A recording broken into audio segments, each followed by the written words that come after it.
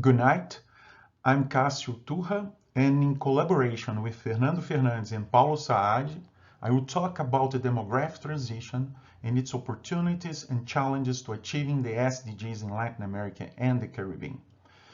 This presentation is based on a study elaborated within the framework for the Development Account project implemented by Saad in Chile. As we all know, the Latin America and Caribbean region has witnessed rapid demographic, socio-economic, and political transformations in the last 50 years. However, despite reductions in poverty and improvements in education, health, and gender equity, many problems remain. Inequality, yes, always inequality, both within and between generations, is still at unacceptable levels. We know that in 2015, the United Nations approved the 2030 Agenda for Sustainable Development. This agenda sets out a global framework for ending extreme poverty and fighting inequality and injustice. However, the agenda is susceptible to both demographic change and the way families, governments, and the market distribute resources and time within and between age groups. So it seems to us, when we started this document, we discussed that the SDG period requires forward-looking policies that take population dynamics and the generation economy into account. I guess we here in this seminar all agree that the National Transfer Accounts, the NTAs, provides the kind of comparable data needed for evidence-based approach to these challenges. So in this study, we try to address these issues. Our main goal was to relate the demographic changes with the NTA and SDG measures in the region. To do this, we work in 4 different sections by adding up the different dimensions. We first characterize the demographic transition through change in the population age structure. We then categorize the allocation of resources over the life cycle with a special focus on children and the elderly. In both analyses, we clustered countries and measured associations between demographic measures and NTA measures. Next, we select SDG indicators, particularly those that are most likely to be interrelated with both the demographic change and the NTA measures. We then explore potential associations among all these 3 dimensions. At the end, we discuss challenges and provide recommendations. I should warn everyone who's listening to this presentation that this is just an exploratory description of the potential associations between the 3 dimensions: the demographic, generational, and development. It's not intended to model and test any causal relations. So, starting with our first section or dimension, we examine the age transition in the world. For that, we used data from the population division for 201 different countries from 1950 to 2100. There are many ways to measure change in the population age structure. We chose to estimate the children age dependence ratio and the old age dependence ratio as a way to allow us to build more easily associations between the demographics and the NTA dimensions. We can calculate the CADR and the ODR measures for each year and country, but also we measure weighted measures for different periods using years as the weights. After doing that, we categorize the different stages of the demographic transition using different methods. In our document, we present several analyses comparing the age transition across time and regions of the world and examining its association with other demographic variables. Since I do not have the time here, I will show you just a few things. First, overall, child and old age dependence ratio are negatively associated, as you can see in this figure. But the association is not linear. In the first stage, CADR can get as high as 150 children per 100 adults, and old ADR as low as 7.5. CADR then reduces to less than 30 per 100 adults, while OADR increased to about 65 elderly per 100 adults at the most advanced stages of the demographic transition. But this transformation takes time to happen. And it's not until CADR reaches levels around 50 per 100 for the old age dependence ratio to really increase. This is another way, of course, to show the first demographic dividend. Of course, the duration and intensity of change vary across countries. This process is not uniform. In Latin America, the demographic transition started at different times during the 19th and the 20th century. But the changes have been very fast in the region compared to other regions of the world. So as we can see in this figure, in the 1980-2020 period, the Latin American countries occupy intermediate positions or categories in the age transition process. But once we look into the future,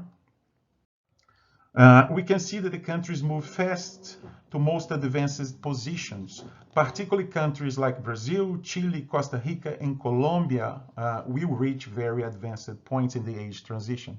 This is important because population aging will take place fast in Latin America than it has in Europe, but at the lower levels of economic development and with high and persistent levels of inequality. Well, it's not only demographic changes that dictate the ability of countries to reach high levels of sustainable development.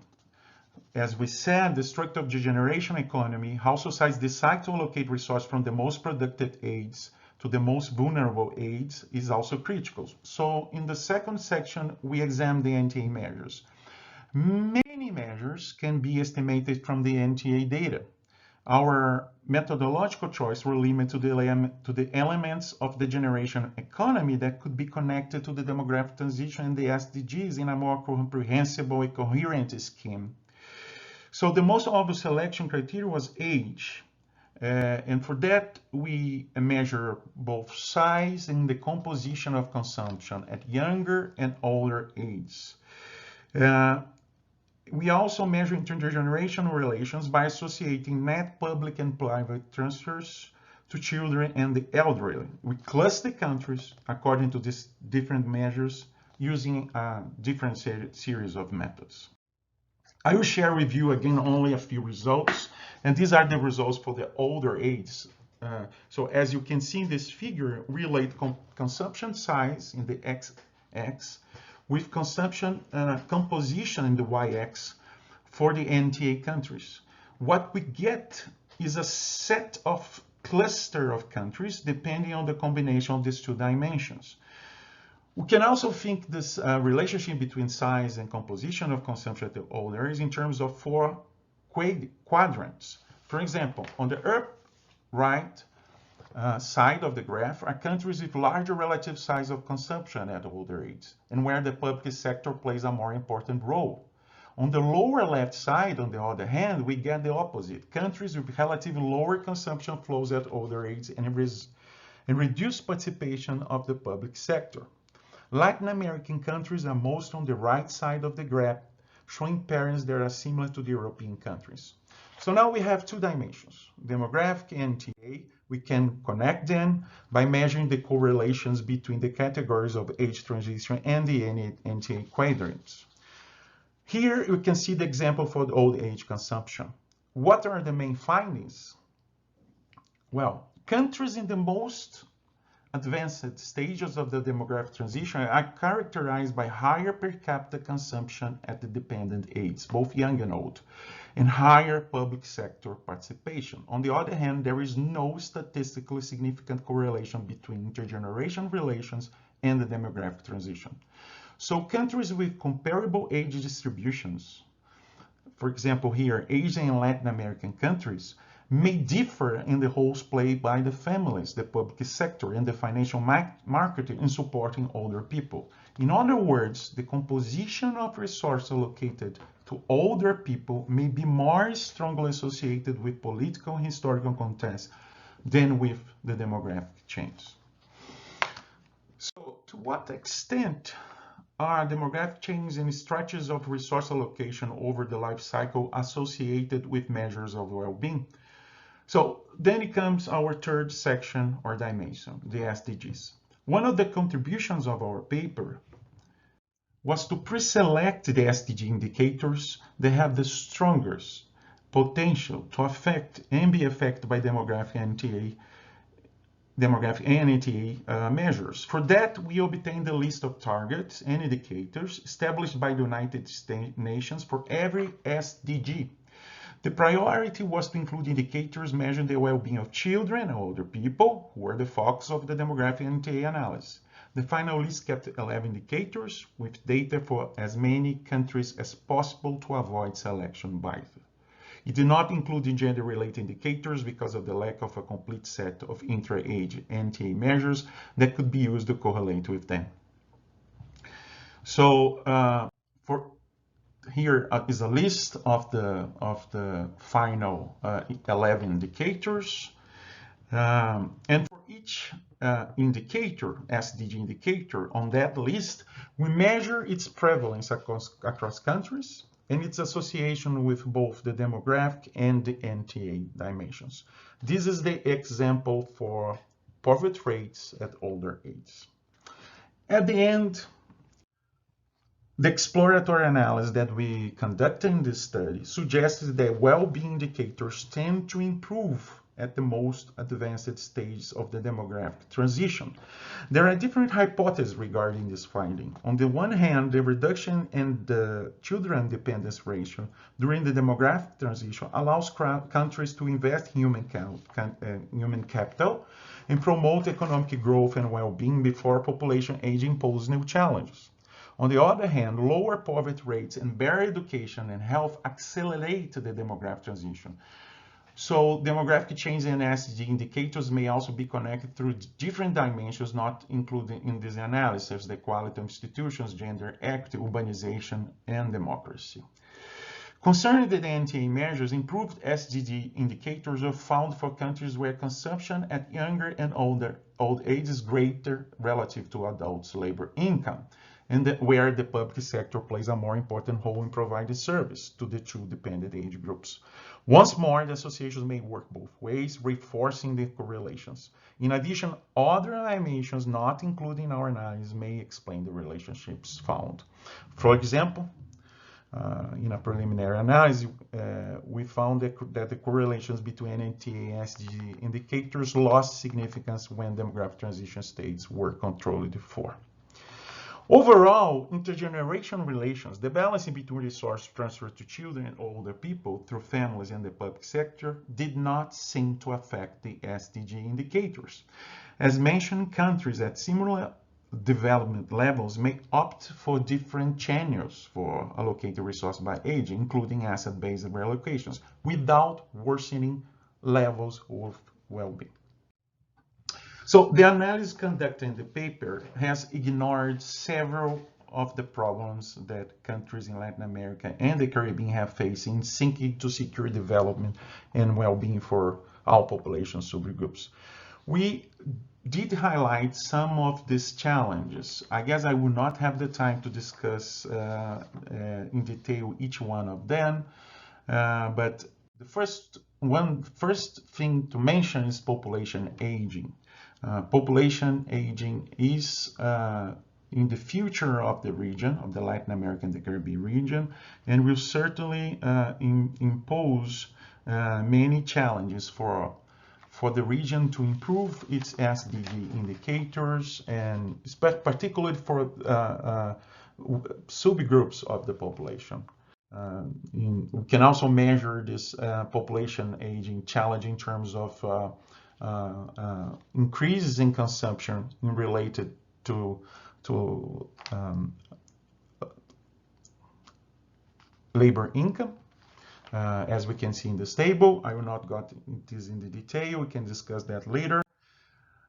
And maybe more important, inequality, as I said, is one of the most critical obstacles to sustainable growth in Latin America and the Caribbean. So here we have some NTA measures by population groups, and as we can see, there are big differences between men and women and high and low socioeconomic groups. These should be taken into account in future analysis.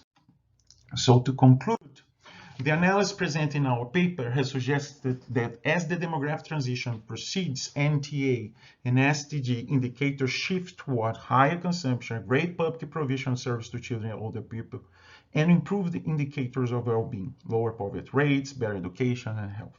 However, there is no guarantee that after becoming older, countries in the first stage of the demographic transition will also become wealthier, more developed, and less unequal. There are many methodological issues that hinder the study of the association of demographic transition, NTA, and the SDGs. We use cross-sectional data, which precludes one from tracing the real trajectories of this relationship between these three dimensions.